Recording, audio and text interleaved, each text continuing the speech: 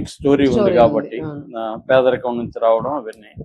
So ఇప్పుడు అవతల వైపు నుంచి ఆ అమ్మాయి వైపు నుంచి సోషల్ మీడియాలో ఎటువంటి అలజడి కానీ ఎటువంటి వెర్షన్స్ వాళ్ళు వచ్చి మీడియాతో మాట్లాడడం కానీ చేయలేదు. వాళ్ళ తరపున కూడా ఎవరు మీడియాతో వచ్చి జరిగింది ఇది అనేది చెప్పలేదు. కన్నడ మీడియాలో కూడా నేను చూసాను, ఎక్కడా లేదు. సో ఇక్కడ నుంచేమో ఈ ఉదయ్ కృష్ణారెడ్డి వాళ్ళ బ్రదర్ మీడియాతో మాట్లాడారు, వాళ్ళ ఫ్రెండ్ మాట్లాడారు. ఇప్పుడు ఆయనకి సపోర్ట్ గా చాలా మంది రంగంలోకి దిగి మాట్లాడుతున్నారు. సో ఇక్కడ మనకి ముందుగానే ఈ విషయం చెప్పకముందే నేను చెప్పదలుచుకుంది ఏంటంటే దీనివల్ల ఏమీ తెగదు.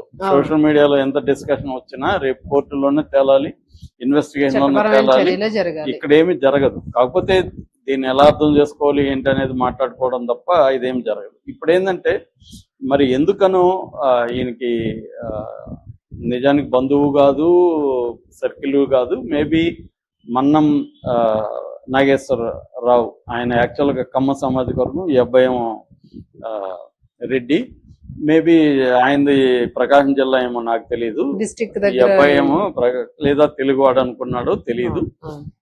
ఆయన ఇప్పుడు ఈ అబ్బాయిని సపోర్ట్ చేస్తూ వరుస ట్వీట్లు చేస్తున్నాడు. బిగినింగ్ లో ఏం చెప్పాడు ఆయన ట్వీట్ లో, ఇద్దరు తప్పు చేశారు, ఇద్దరికి పనిష్మెంట్ జరగాలి, ఒకరికే జరగడం కరెక్ట్ కాదనేది ట్వీట్ చేశాడు. దీన్ని చంద్రబాబు పవన్ కళ్యాణ్ జోక్యం చేసుకోవాలి అనేది ఆయన చెప్పాడు. మళ్ళీ ఇప్పుడు లేటెస్ట్ గా ఒకటి చేశాడు ఆయన. ఇప్పుడు మేబీ ఆయన ఎంక్వైరీ చేశాడా, లేకపోతే ఈ అబ్బాయితో మాట్లాడితే ఈ అబ్బాయి తన వెర్షన్ చెప్పాడా, ఆయన ఇప్పుడు ఒక వెర్షన్ చెప్పాడు. ఆయన వెర్షన్ లో ఎంత నిజమో మనకు తెలియదు. కాకపోతే ఆయన వెర్షన్ ఏంది, దీన్ని ఎలా అర్థం చేసుకోవాలనేది మనం మాట్లాడుకుందాం. ఆయన వెర్షన్ ప్రకారం ఏంటంటే ఈ సుమాన ఆమెడ కెరియర్ కోసమే ఇతన్ని లవ్ చేసింది, కెరియర్ కోసమే ఇతన్ని వదిలించుకుంది, బదనాం చేసింది అనేది ఆయన ఎసెన్స్. అంటే ఆ అమ్మాయి కెరీర్ కోసం ఇతను వాడుకొని ఫైనల్ గా ఇతన్ని ఇరికిచ్చేసింది అనేది ఆయన చెప్పదలుచుకున్న సారాంశం.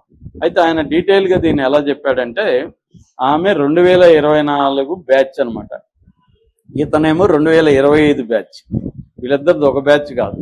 సో 2024 బ్యాచ్ అయితే ఆమెకు మణిపూర్ క్యాడర్ ఇచ్చారు. మణిపూర్ లో పోయి ఆమె పనిచేయడానికి రెడీగా లేదు. రెండోది బెటర్ ఆప్షన్ కోసం ఆమె మళ్ళీ సివిల్స్ కి అప్లై చేయాలనుకున్నది. సో అందుకని ఆమె బేసిక్ ట్రైనింగ్ తీసుకోకుండా ఆగింది. ఆగినప్పుడు ఆమె ఈ సెలక్షన్ ఎవరెవరు అవుతున్నారో చూసుకొని వాళ్ళతో కొంతమందిని కాంటాక్ట్ చేసింది. అందులో ఉదయ్ కృష్ణారెడ్డి తగిలాడు సోషల్ మీడియాలో తను కాంటాక్ట్ చేసి తనతో టచ్ లోకి వెళ్ళింది. దాని తర్వాత ఇద్దరు కూడా ఇక్కడ హైదరాబాద్ లో శ్రీ సర్దార్ వల్లభాయ్ పటేల్ నేషనల్ పోలీస్ అకాడమీలో బేసిక్ ట్రైనీస్ గా వచ్చారు. సో ఇక్కడ వ్యక్తిగతంగా వీళ్ళిద్దరు కలుసుకున్నారు. అంతకుముందే వీళ్ళు సోషల్ మీడియాలో క్లోజ్ అయ్యారు. ఇప్పుడు వ్యక్తిగతంగా కలుసుకున్నారు కాబట్టి ఎక్కువ టైం లేకుండానే అఫైర్ స్టార్ట్ అయిపోయింది వీళ్ళిద్దరి మధ్య. ఈమె ఏమనుకున్నదంటే ఇతన్ని తెలుగోడు కదా, ఇతనికి ఏమన్నా ఈ ఏరియాలో ఇస్తే మనం ఇతను పెళ్లి చేసుకుంటే మనకు కూడా ఈ స్టేట్ లో ఇక్కడ ఏదన్నా స్టేట్ లో అక్కడికి కాకుండా మణిపూర్ కాకుండా ఇక్కడ తీసుకోవచ్చు, అలాగా వాళ్ళు పెట్టుకోవచ్చు. ఇంటర్ క్యాడర్ బదిలీ అంటారు దాన్ని, ఇంటర్ క్యాడర్ బదిలీ పెట్టుకోవచ్చు అనేది ఆమె అనుకొని ఇతన్ని పెళ్లి చేసుకుందామని ప్లాన్ చేసింది. అంటే ఆమె కెరియర్ ఓరియంటెడ్ గానే ఇతన్ని వాడుకోవాలనుకునింది ఈ వెర్షన్ ప్రకారం. సో కాకపోతే ఏంటంటే ఇతనిది పెండింగ్ లో ఉంది, ఇతనికి ఏమి ఇవ్వట్లేదు. ఈమె ఇంటర్ క్యాడర్ దీనికోసం పెట్టాలని ఒక ఇది కూడా పెట్టుకునింది అప్లికేషన్, అది పెండింగ్ లో ఉంది. ఈ లోపల ఈమెకి ఇతను తగిలాడు వెంకటేశ్వరరావు. అతనికి తమిళనాడు కాబట్టి తమిళనాడులో ఇస్తున్నారు కాబట్టి అతన్ని పెళ్లి చేసుకుంటే మనం కూడా తమిళనాడు, కర్ణాటకలో, ఆంధ్రాలో, ఇక్కడ సౌత్ లో ఉండొచ్చు అని చెప్పి ఆమె వెంకటేశ్వరుని పెళ్లి చేసుకుంది. వీడిని వదిలేసింది. ఇతను పనికిరాడు ఇంకా మనకి, అంటే తనది తేలేది లేదు వ్యవహారం అని అతన్ని చేసుకుంది. సో అతన్ని చేసుకున్నాక కూడా ఇతనితో అఫైర్ కంటిన్యూ అవుతుంది. ఎందుకంటే దగ్గర ఉన్నాడు మనిషి, ఎందుకు హ్యాపీగా నడవచ్చు కదా, వ్యవహారం నడుపుకోవచ్చు అనుకొని ఇతనితో కంటిన్యూ చేసింది. కంటిన్యూ చేస్తుంటే అది భర్తకి లీక్ అయింది. ఎవరో ఉంటారు కదా మోసేవాళ్ళు, అలాగా భర్తకి లీక్ అయింది. భర్తకి లీక్ అయ్యేసరికి భర్త ఇవన్నీ అడిగేసరికి దాంతో ఈమె ఏం చేయాలో తెలియక ఇతనే నన్ను వేధిస్తున్నాడు అంటే ఈ మెసేజ్ చూశాడు అనుకో భర్త. ఈ మెసేజ్ ఏంటంటే అతనే పెడుతున్నాడు మెసేజ్, ఇలాగ నన్ను వేధిస్తున్నాడు అని భర్తకి చెప్పింది. మరి వేధిస్తుంటే నువ్వు కేసు పెట్టు, కంప్లైంట్ చేయని అతను చెప్తాడు కదా. ఎవరైనా భర్త నేను వేధిస్తున్నారు, పైగా ఐఏఎస్ ఆయన, ఈమె ఐపీఎస్.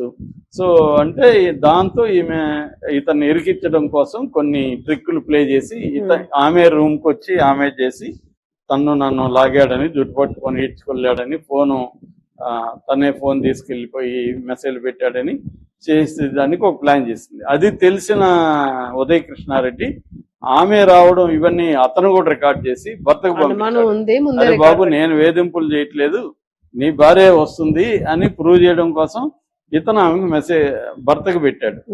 అది కూడా వాళ్ళు ప్రూఫ్ గా తమకు అనుకూలంగా మార్చుకొని ఇలాగా బ్లాక్ మెయిల్ చేయడానికి వీడియోలు పంపిస్తున్నాడు అని చెప్పి ఇతన్ని ఇరికిచ్చి పెట్టేశారు అనేది ఈ వెర్షన్ అండి. ఈ వెర్షన్ వినడానికి అయితే బాగానే ఉంది, నిజమా కాదు మనకి ఎలా తెలియదు. ఇది వన్ వే ట్రాఫిక్ లాంటి ఒక వెర్షన్. అంటే వీళ్ళకి కన్వీనియంట్ గా చెప్పారు. ఈ వెర్షన్ రేపు కోర్టులో నిలవు. కోర్టులో అవతల ప్రూఫ్స్ ఉంటాయి, అవతల అడ్వకేట్స్ ఉంటారు. వాళ్ళు ఇతను చెప్పిన కథనంతా అక్కడ యాక్సెప్ట్ చేసేసి జడ్జి ఏమి తీర్పులు ఇవ్వడం. ఇది సోషల్ మీడియాలో పనికొస్తుంది. అంటే సోషల్ మీడియాలో పాపం ఇతని జీవితం అంతా స్ట్రగుల్లో అయ్యి వచ్చాడు. వచ్చినాక కూడా ఒక స్వార్థపరురాలైన ఒక మహిళ చేత ఇతను మోసపోయాడు అన్న కథనానికి పనికొస్తుంది తప్ప దీనివల్ల ఏమీ తెగదు. ఆయనకు కూడా తెలుసు ఈ సోషల్ మీడియాని ఇన్ఫ్లుయెన్స్ చేయడానికి ఏదో పెడుతున్నట్టుగా ఉన్నాడు. దీనివల్ల మరి ఎంతవరకు ఇది కేసుని ఇన్ఫ్లుయెన్స్ చేస్తుందా లేదా తెలియదు. ఒక్కొక్కసారి రివర్స్ కూడా అయ్యే అవకాశం ఉంది.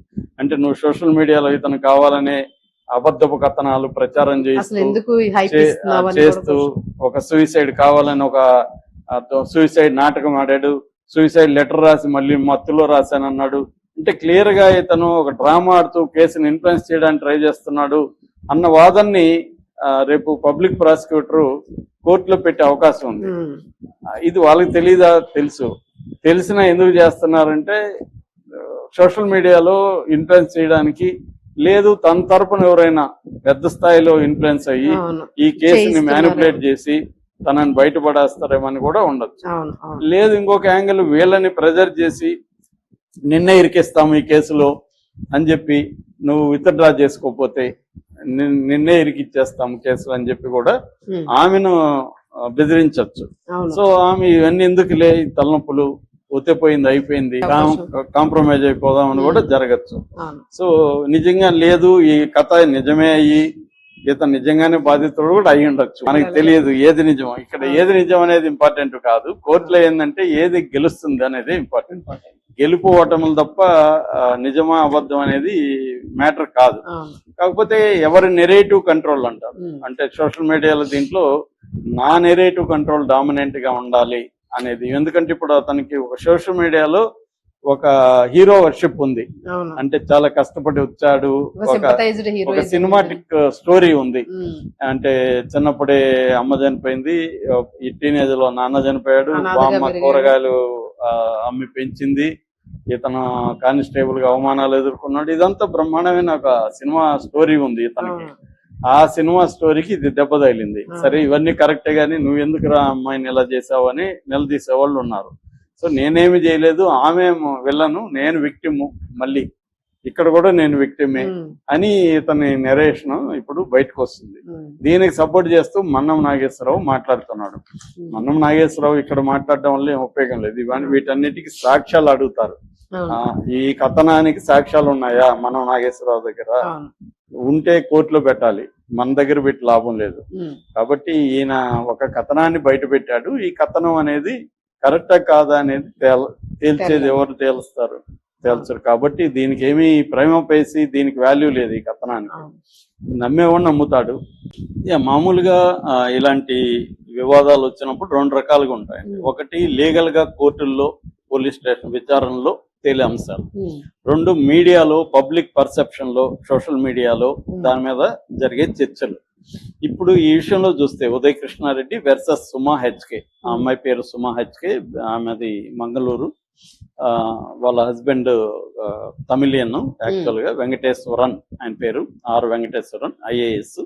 సో వీళ్ళు ఒకరు తమిళనాడు, ఒకరు కర్ణాటక, ఇక్కడేమో ఆంధ్ర అయినా కూడా తెలంగాణ వాళ్ళు కూడా ఈయన్ని ఓన్ చేసుకున్నారు, తెలుగు వ్యక్తిగా ఈయన ఓన్ చేసుకున్నారు. ఎందుకంటే తన వెనకాల ఒక సినిమాటిక్ స్టోరీ ఉంది Story కాబట్టి ఉంది, పేదరికం నుంచి రావడం అవన్నీ. సో ఇప్పుడు అవతల వైపు నుంచి, ఆ అమ్మాయి వైపు నుంచి సోషల్ మీడియాలో ఎటువంటి అలజడి కానీ